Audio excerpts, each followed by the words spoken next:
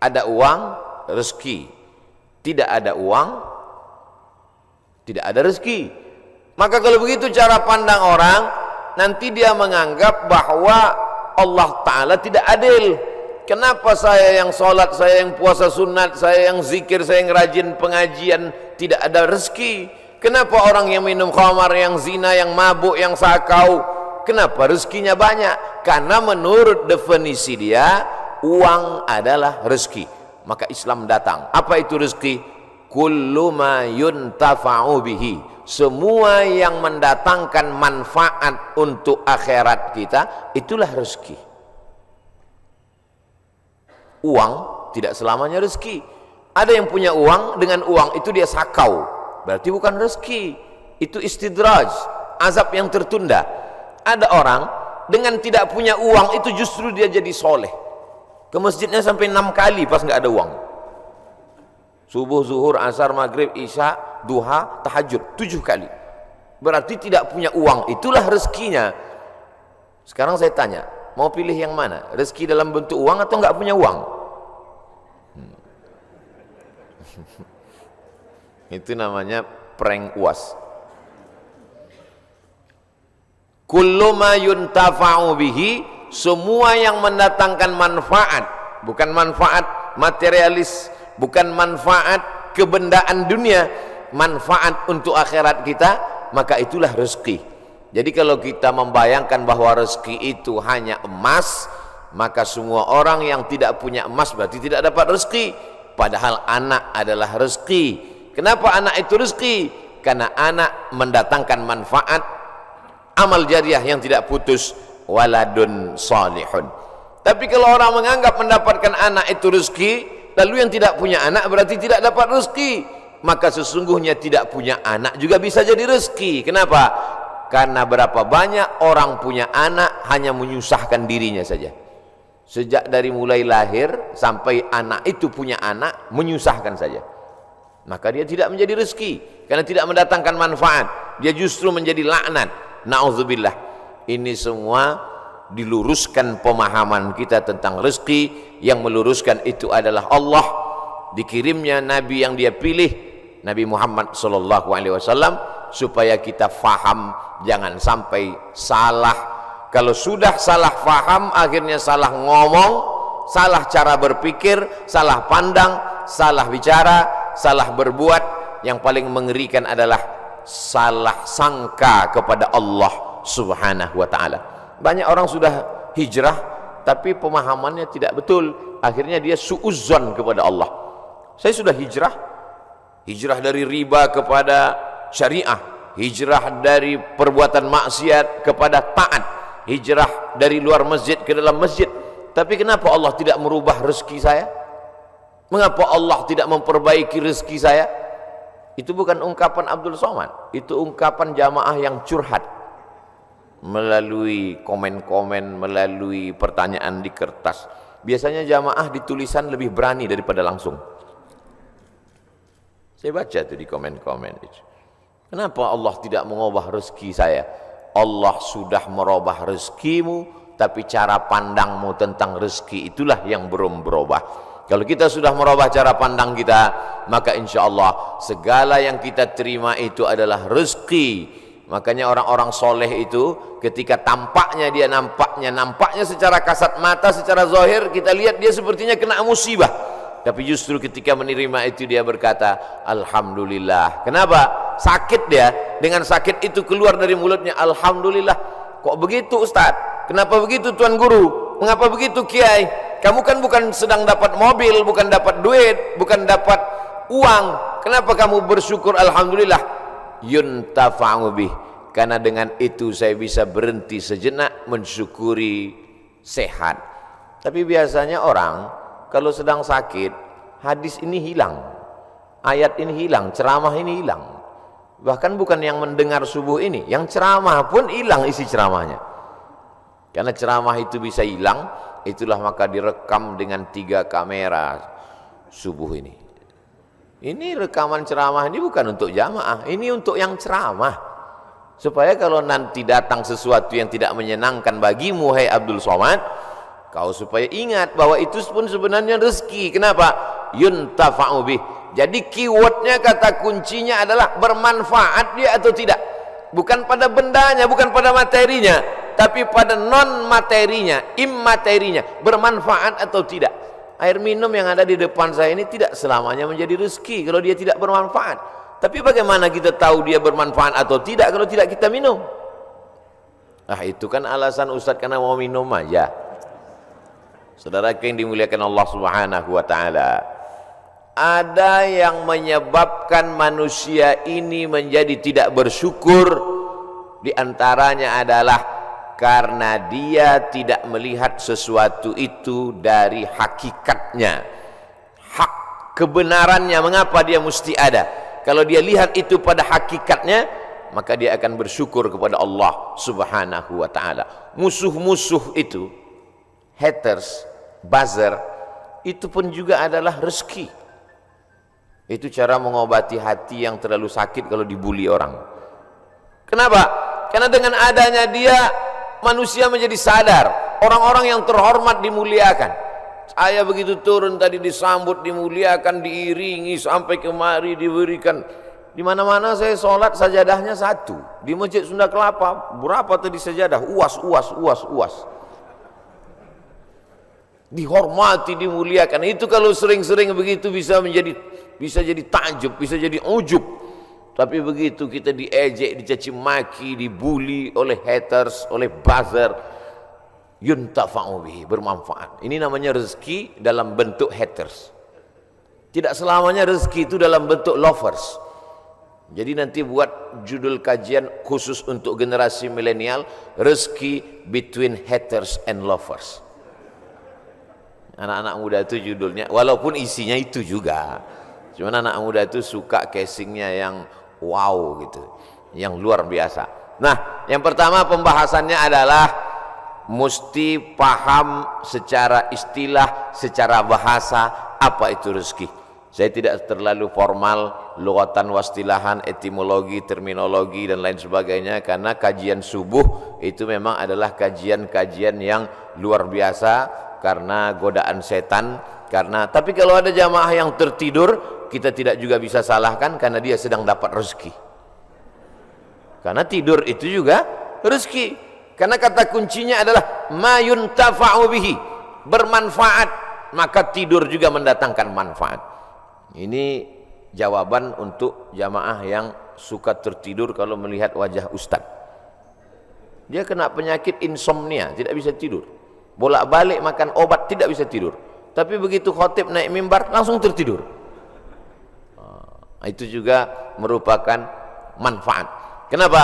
Karena dengan tidur itulah kita. Saya terus terang menahan makan bisa, menahan minum bisa. Tapi kalau tidak tidur, makanya saya selalu minta istirahat. Kalau saya ceramah di perjalanan panjang, tolong siapkan panitia agak sejam saya tidur dulu. Karena kalau tidak tidur nanti takut salah ngomong, salah bicara, salah pandang. Yang terhormat Bapak RT, padahal dia lurah, tentu dia tersinggung. Nah, karena salah pandang. Nah, saudaraku yang dimuliakan Allah Subhanahu wa taala, pembahasan pertama adalah bagaimana kita mengerti hakikat sesuatu. Lalu kemudian yang kedua, barulah kita masuk bagaimana Allah Ta'ala menjamin rezeki.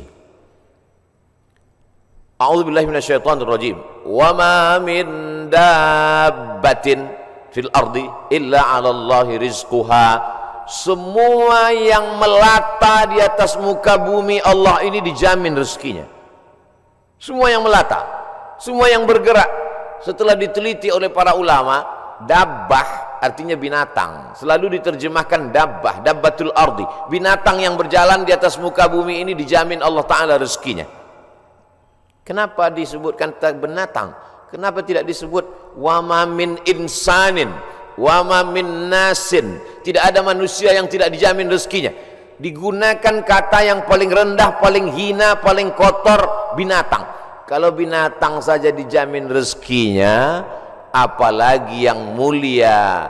Karramna bani Adam ala katsirin minal khalqi wa faddalnahum tafdila. Di antara semua makhluk ini manusia yang paling mulia. Khalaqnal insana fi ahsani taqwim, dari bentuk susunan fisiknya paling sempurna. dari bentuk keseimbangan antara akal dengan nafsunya juga sempurna. Ada yang satu ini nafsu aja, tak ada akal, binatang. Ada yang satu ini akal saja, tak ada nafsu, malaikat. Makanya kalau ada teman kita nafsu aja, tak ada akal, kita udah tahu dia sama geng mana. Maka paling sempurna bentuknya, keseimbangannya manusia. Tapi Allah tidak sebutkan manusialah yang kujamin rezekinya, tidak. Allah sebutkan yang paling hina. Kalau binatang yang kotor tidak berakal saja dijamin Allah rezekinya, apalagi manusia. Maka ada ungkapan pepatah orang Melayu, rezeki musang tidak akan dihabiskan harimau. Rezeki musang tak akan pindah ke mulut harimau.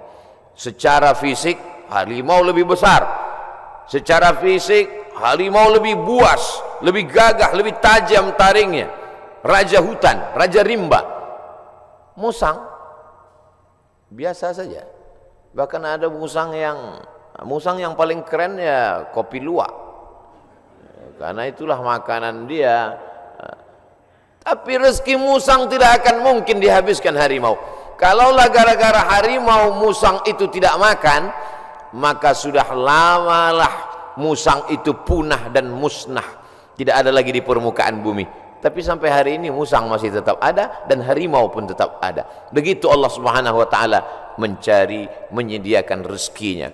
Binatang yang melata, melatanya tidak pula di atas tanah. Justru dia unik. Kalau binatang yang lain kakinya di atas tanah, kepalanya, dia justru terbalik. Justru kaki dia yang ke atas, dia yang ke bawah. Bukan Spiderman, cicak. Makanannya pun luar biasa. Yang dia makan tidak melata tapi yang terbang, nyamuk. Bisa juga dia makan.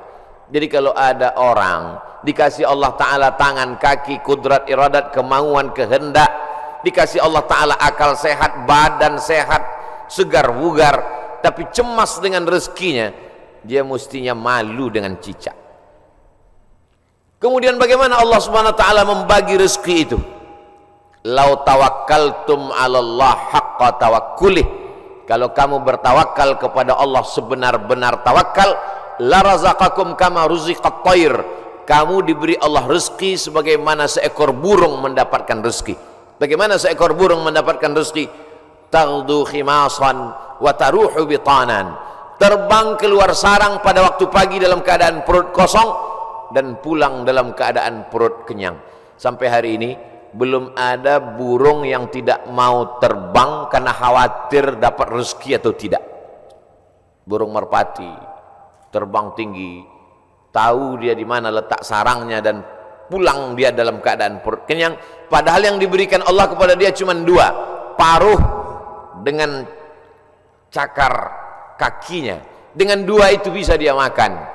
Uniknya burung-burung ini adalah makanannya berada di dalam air, dia di atas udara, lalu kemudian dia hanya sebentar saja memantau, masuk dia ke dalam dan bisa diangkat kembali.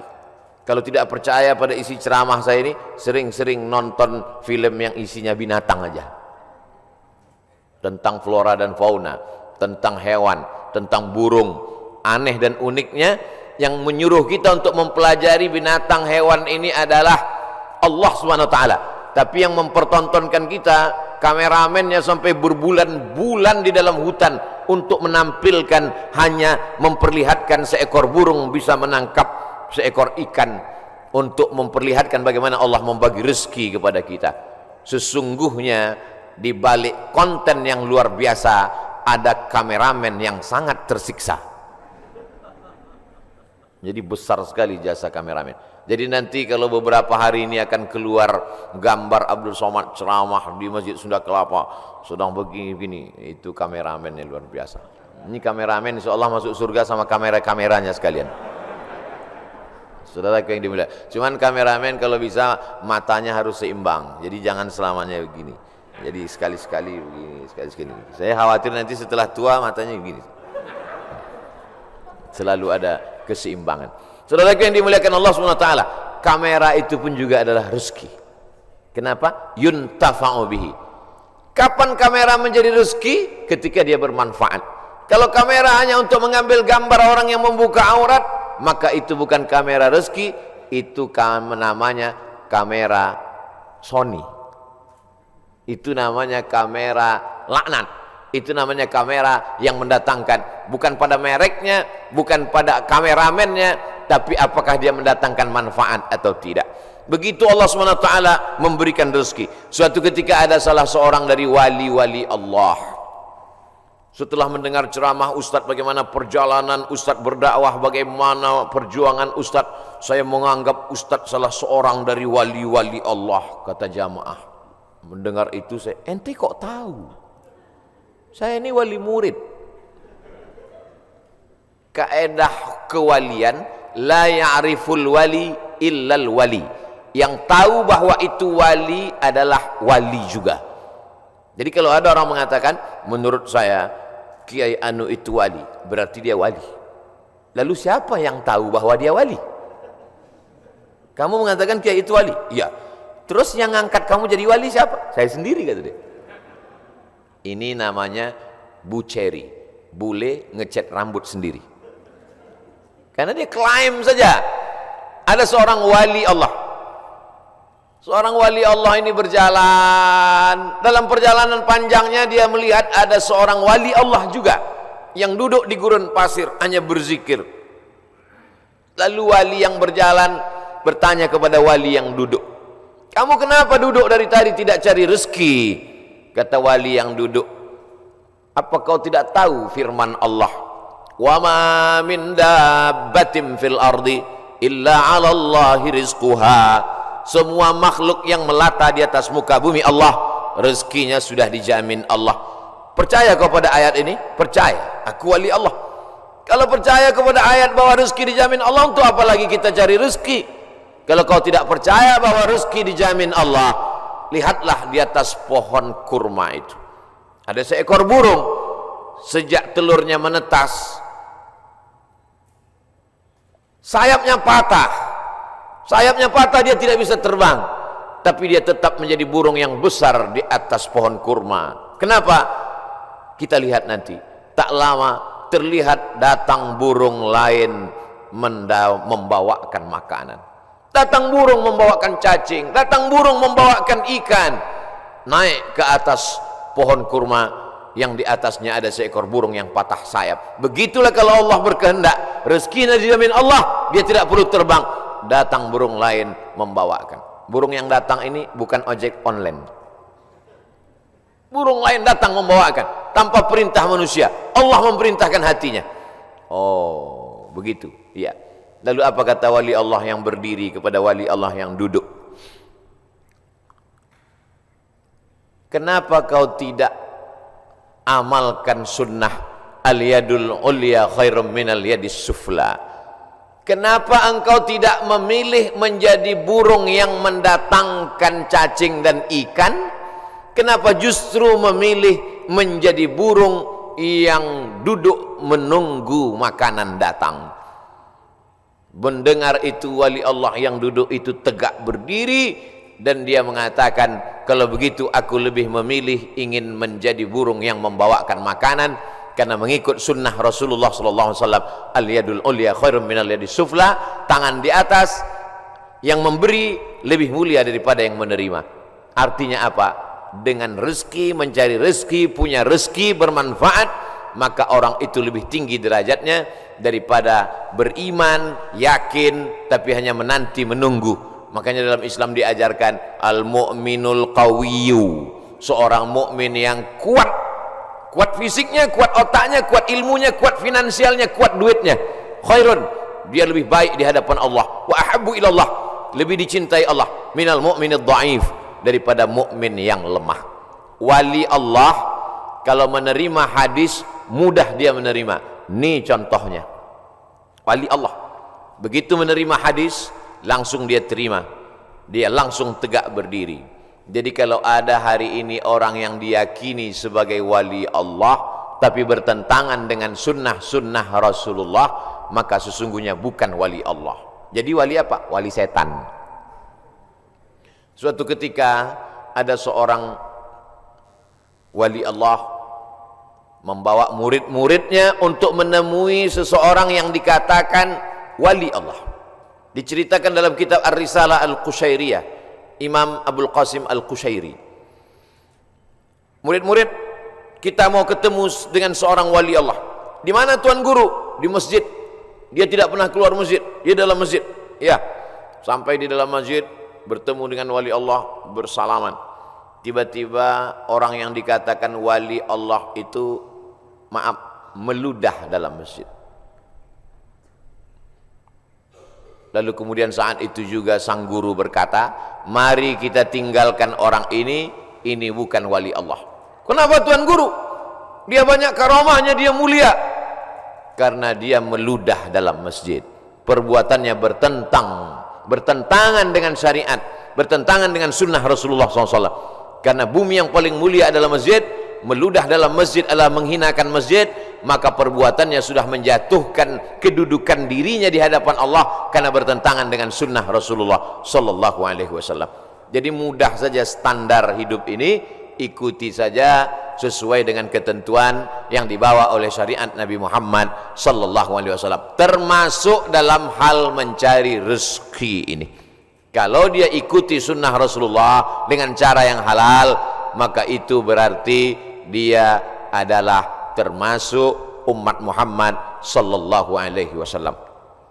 Dia kaya Pak Ustadz, mobilnya mewah, mahal, rumahnya megah, hebat, tapi tidak pernah keluar rumah cari rezeki. Jangan-jangan punya babi ngepet, jangan-jangan tuyulnya 3 kontainer. Nahnu nahkumu bizawahir, kita menghukum orang itu dengan melihat zahirnya.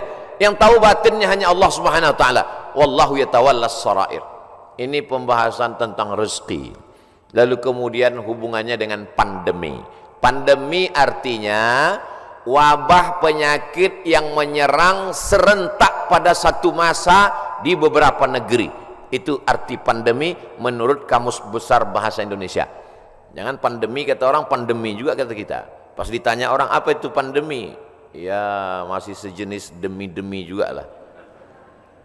Bahasa Arabnya wabah. Maka doa ulama, Allahumma dafa'anal wabah, angkatlah wabah. Bahasa Arabnya wabah, sampai ke Indonesia ujungnya hamzah berubah jadi ha, wabah. Banyak sekali kata-kata serapan bahasa Arab begitu sampai ke kita berubah. Wabah jadi wabah. Zahir lawannya batin. Telapak tangan ini batin, ini zahir. Kenapa ini disebut batin? Karena tertutup. Kenapa ini disebut zahir? Karena terlihat. Oh kalau begitu ini bisa juga disebut batin tertutup Pak Ustaz? Enggak, karena yang bisa tertutup cuman ini. Siapa yang bisa menutup ke sini? Enggak bisa. Maka ini disebut batin. Zahiruha wa batinuha, zahir dan batin. Sampai ke Indonesia berubah. Mohon maaf, lahir dan batin. Tidak apa-apa, kita teruskan saja kekeliruan itu karena sudah menjadi umum.